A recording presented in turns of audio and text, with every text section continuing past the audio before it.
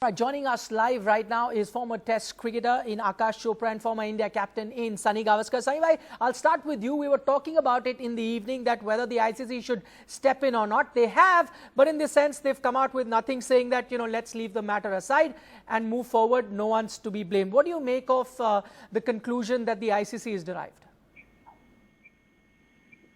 Well, I think what the ICC has clearly decided is that there should be nothing done in this matter because it actually ICC will be guided by the match referee, by what the umpires say. And I have no idea exactly what the match referee or the umpires have said because only on getting a report from the match referee and the umpires is any action initiated against any player for any breach of the ICC code of conduct. And I think clearly the match referee and the ICC umpires do not feel that the matter is serious enough for any action to be taken. And so the ICC has just released a statement. The action is generally taken by the match referee. The ICC is just the governing body to whom that decision is referred to before it is probably released to the media. Okay, Saibhai, like you said, the ICC would have taken a decision based on what the match referee saw. Let me just ask you, what did you make of it? You were there at the ground and you were there as a commentator. You mentioned earlier that you didn't see too many instances of that happening, but you also have to consider what Virat Kohli goes ahead as captain of the Indian team and says in a press conference. We have in the past seen players being fined even for a shake of head. Sometimes when they're given out, they just shake their head and they've got a 20% fine, 30% fine. Keeping that in mind, this is a more serious allegation, and at least this one was caught on tape where Stephen Smith also confesses, yes, he did that. Keeping all this in mind, shouldn't the match referee have then reported it in such manner that the ICC should have taken action? Well, I mean, you and I know exactly what the match referee should have done. And it appears that he hasn't. He doesn't feel that there is anything that was done that was in breach of the ICC code of conduct. And so, you and I can wave and rant and do whatever, we have to do about it. The match referee says nothing's the matter. Or at least that's what the report, or that's what the ICC statement suggests. So, and like I said, you can say it's wrong, it's not correct, it's a snub to the BCCI and Virat Kohli and the Indian team. But I think basically that is that. Okay, Saibhai, fair point you make. Okay, let me go across to Akash. Akash, let's look at it this way. We can talk about the role of the match referee. We can talk about whatever. But at the end of the day, it's the ICC that comes out with the statement or the decision, right? It's ICC that's representing it. Now, in a sense, when ICC says nothing will be done to Stephen Smith or Virat Kohli, in the sense what they're saying is that there was no substance in what Virat Kohli had to say. Isn't that what comes across after the ICC decides, based on whether it was a match referee that told them or did they go through the footage themselves? What really comes across is that the ICC feels no substance in what Virat Kohli says.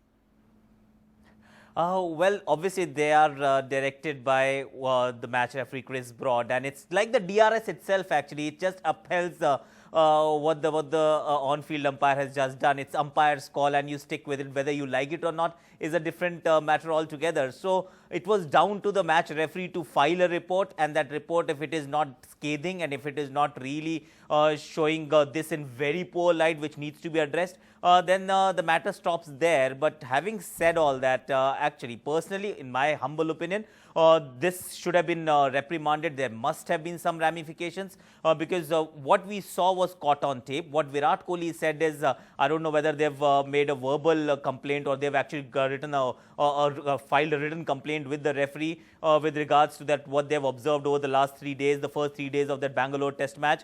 But what they saw on TV was definitely crossing the line. They did abuse the rule, and they just got scot-free, which is slightly disappointing. Okay, Saibhai, I'll come across to you as Akash mentions there.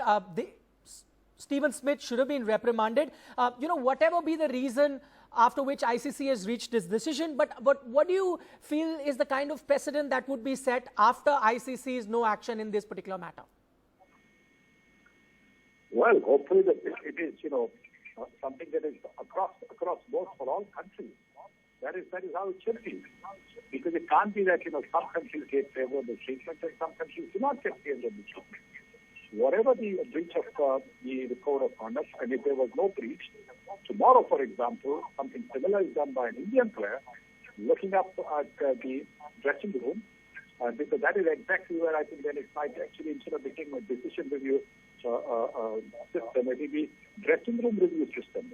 So I think if an Indian player does that, then he also should not be pulled up at all. I think that is where we will see.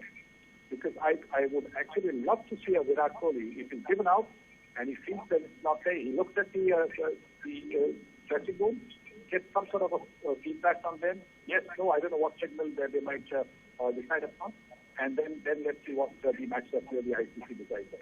Okay, all Virat needs to do is then come out in the press conference and say it was just a brain fade, a small mistake that I made, and all would be forgiven, as has happened in this case. Okay, Akash, I'm just reading that statement from the ICC. We had it on our show before we started this discussion, where, the interesting word here is, what ICC uses is, in the context of the match, they've decided not to take any action. I mean, I know it's conjecture, but I think the context of the match would mean that because it didn't affect any sort of result of the match, that is why they've decided not to, punish any player at the moment. Is that the feeling that you're getting? Because that clearly says, in the context of the match, they've decided not to take any action.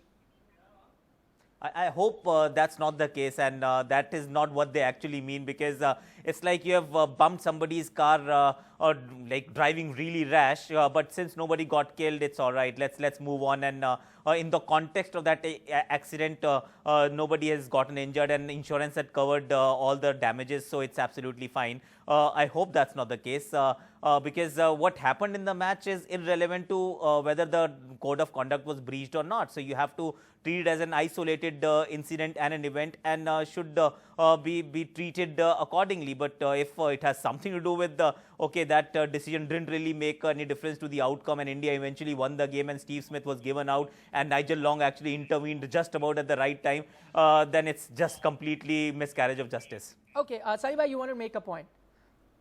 Well, I mean, Akash was talking about an accident happening. The accident also, the person can turn around and say, well, it was a brain fade. I wasn't able to press the brakes at the right time. I didn't, actually my brain faded away, so I didn't see the person crossing the road, and that's why the accident happened. Okay.